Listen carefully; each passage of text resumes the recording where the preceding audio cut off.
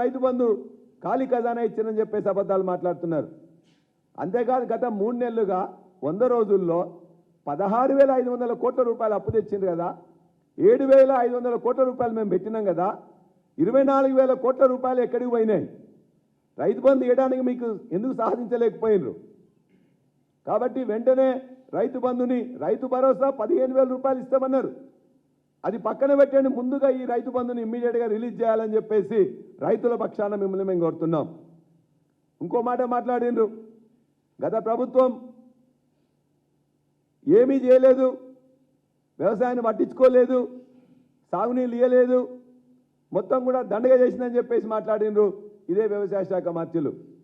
ఇగో వారు ఉన్న ఫోటోనే, వారు నష్టం జరిగినప్పుడు బోనకల్లు పోతే బోనకల్ నుంచి హెలికాప్టర్లో వారు ఎమ్మెల్యే కాదు, ఎమ్మెల్సీ కాదు, కానీ మంచి రైతు అని చెప్పేసి కేసీఆర్ గా వారిని ఎక్కించుకొని ఆ మొత్తం తీసుకుపోయి చేసిన దానికి ఇగో ఇది సాక్ష్యం.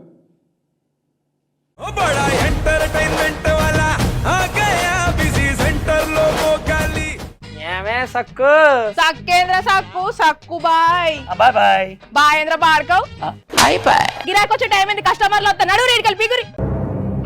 కస్టమర్లు వస్తున్నారు కదా, మాత్రం పొగరు ఉంటది మరి. తగ్గించేద్దాం పొగర్ని. డబ్బులు కట్టేస్తావేంటి కొంప తీసి? లేదు, కస్టమర్లు ఆపేద్దాం. పదా మరి మన బిజినెస్ స్టార్ట్ చేద్దాం.